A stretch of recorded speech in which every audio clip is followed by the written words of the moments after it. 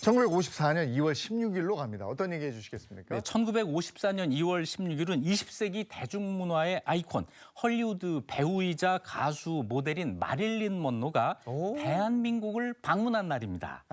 자, 마릴린 먼로는 6.25 전쟁 후 6개월 뒤인 1954년 2월 16일 주한 미군 위문차 한국을 방문했는데요. 나흘 동안 한국에 머물면서 포항, 인제 등 군부대를 방문했고 10차례에 걸쳐서 10만 명의 미군을 위문하는 대대적인 공연을 펼쳤습니다. 1954년이면 그야말로 마릴린 먼로가 세계적인 최고의 주가를 올릴 때인데 그때 1954년의 대한민국은 정말 황폐한 나라. 아무것도 없었죠? 예, 거기에 마릴린 먼로가 온 거예요. 네. 대한민국뿐이 아니고 한국뿐이 아니고 미국 그 군인들은 또 얼마나 좋아했겠습니까? 그렇죠. 근데 더 놀라운 게요. 마릴린 먼로가 한국에 왔을 당시가 그녀가 신혼여행을 했던 그 시기라고 해서 굉장히 놀랐어요. 네, 맞습니다. 그 직전에 마릴린 먼로가 미국 메이저리그 뉴욕 양키스의 전설적인 타자죠. 조 디마지오와 결혼을 해서 일본으로 신혼여행을 왔었어요. 그때 미군 측으로부터 위문 공연 요청을 받았고 그 장소가 바로 한국이었던 겁니다.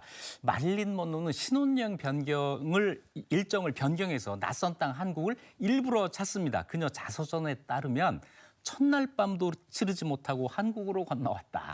이렇게 이야기를 해요. 자, 한국에 온 마릴린 먼로는 군복을 걸친 채 여의도 비행장에 내렸는데 이때 한국의 당대의 명배우 최은희 씨와 백성희 씨 그리고 주한미군 장성을 비롯한 600여 명이 나가서 환영을 했습니다. 먼로가 전선으로 가기 전에 군용 헬기에 올라타자 사병들은 언제 다시 서울로 돌아오느냐라고 물었고 먼로는 곧 돌아오겠다라고 사병들을 전했다고 합니다.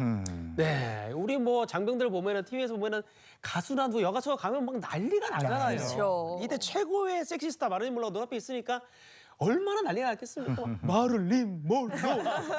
아우, 안 봐도 뭐 비디오인데 그 방한 후에 근데 그 마릴린 먼로의 일거수일투족이 뭐 엄청난 화제가 됐다면서요? 네, 지금 날씨가 춥잖아요. 그래서 마릴린 먼로가 공연을 할 때에도 장병들이 모포를 뒤집어 쓰고 관람할 정도로 추웠다고 합니다. 그런데 무대에 오를 때 마릴린 먼로는 두툼한 군용 파카를 입고 올라가는데 파카와 병사들을 얼굴을 이제 번갈아 쳐다보고는 여러분 이거 보러 오신 거 아니죠?라고 하면서 파카를 벗어 던졌다고 해요. 와. 그리고 자신의 트레이드 마크인 그 착 감기는 여름용 원피스를 입은 채 센세이셔널한 춤과 노래로 전쟁 후의 병사들을 야. 위문했습니다. 반응은 당연히 폭발적이었겠죠. 팬서비스. 먼로는 한국에 머무는 동안 10회 공연을 했고요.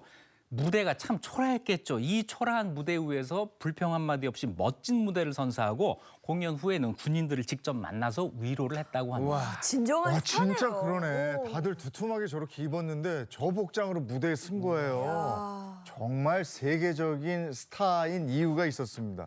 마릴린 먼로에게도 당시 기억은 특별했다고요. 네, 마릴린 먼로는 이런 말을 해요. 내가 그곳에서 공연할 때 그 무대의 열정 속에 군인들이 있었고 야외 공연을 할 때 추위를 느끼지 못할 정도로 뜨거웠다라고 이렇게 말을 합니다. 이때만 해도 먼로는 무대와 청중에 대한 두려움이 있었다고 고백을 했는데 한국 공연에서만큼은 제 인생에서 두려움을 전혀 느낄 수 없었던 최초의 순간이었다. 오직 행복만을 느꼈다라고 회고했습니다.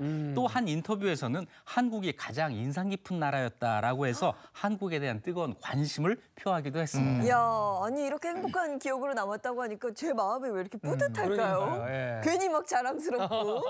근데 마릴린 먼로가 이렇게 화려한 명성을 얻기까지 굉장히 힘든 시간이 있었다고요. 네, 마릴린 먼로는 1926년 로스앤젤레스에서 태어났는데요. 어머니의 남자 관계가 복잡해서 누가 아버지인지를 몰랐을 정도라고 해요. 그래서 가장 마지막에 사귄 남자의 귀여워. 성을 따서 노마진 베이커라는 이름으로 출생 신고를 합니다. 그런데 여기서 한 가지 최근에 아버지가 밝혀졌죠. DNA 검사를 통해서 찰스 스탠리 길포드라고 하는 사람인 걸로 그래요? 밝혀졌습니다. 하지만 다 세상을 떠난 뒤에 밝혀진 거죠. 자, 어쨌든 어머니가 또 정신병원에 입원을 하면서 어린 먼로는 보육원을 전전했고요.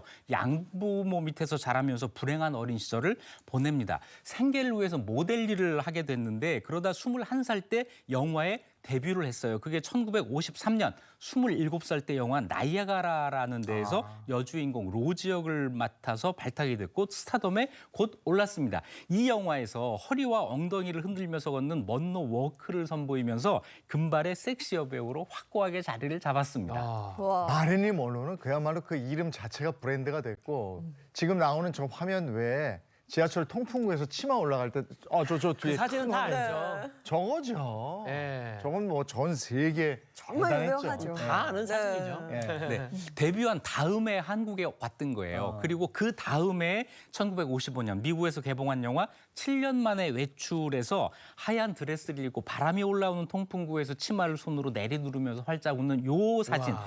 요것이 영화 사상 가장 매력적인 장면 하나로 와. 꼽히고 있죠. 그때까지만 해도 이런 장면은 굉장히 파격적인 거였고요. 이때 마릴론 먼로가 섹시 아이콘의 대명사가 됩니다. 네, 지금보다 정말 아름답고 정말 멋지고 그런 것 같은데, 근데 우리 마릴린 먼로가 우리가 알기로는 금발 백치미 컨셉으로 성공했다고 알고 있는데 실은 굉장히 똑똑하다고 얘기를 들었어요. 네, 영화에서 마릴린 먼로는 금발 백치미 컨셉으로 유명해졌어요. 그런데 실제로는 그렇지 않았다는 거죠. 대중들이 무엇을 원하는지를 정확하게 알고 있었고 그 자리에 맞는 행동을 계산을 했어요. 그래서 일부러 모든 공적인 자리에서는 백치미 연기를 했을 정도로 영리했다고 합니다. 독서도 많이 했고 지적 수준도 상당히 높았다고 하는데, 하지만 먼로는 이렇게 지적인 배역을 한 번도 맡지를 못했어요. 대중이 그녀에게 백치미를 원했던 거죠. 야, 사실은 똑똑했지만 그걸 숨기면서 백치미 연기로 네. 평생을 살았습니다. 근데 이렇게 사랑받던 마릴린 먼로가 갑작스러운 또 죽음을 맞이하는데 아직도 좀 수수께끼로 남아 있다고요. 네, 정말 수수께끼로 남아있어요. 1962년 8월 15일 날 마릴린 먼로가 36살 나이에 요절을 했는데요. 전화기를 든 채 침대에서 벌거벗고 숨을 거뒀어요. 당시에는 약물 과다 복용으로 인한 자살로 판정을 했는데 지금까지도 의문이 끊이지 않고 음모론이 만들어지고 있습니다. 가장 많은 사람들이 믿고 있는 음모론은 존 F 케네디 그 당시 대통령과 동생인 로버트 케네디 법무장관, 이 세 사람의 삼각관계가 연문을 뿌렸기 때문에 이것과 관련돼서 살해된 게 아니냐라고 하는 이런 이야기죠. 자, 아무튼 그녀의 미스터리한 죽음의 원인 아직도 밝혀지지 않고 있습니다. 마릴린 먼로를 모르시는 분은 아마 안 계시겠죠. 하지만 마릴린 먼로가 한국에 다녀갔다는 사실을 아는 분들은 또 많지 않았을 것 같습니다. 그러게요. 네, 마릴린 먼로 다시 한번 생각해 봤고요. 다음 역사로 가보겠습니다.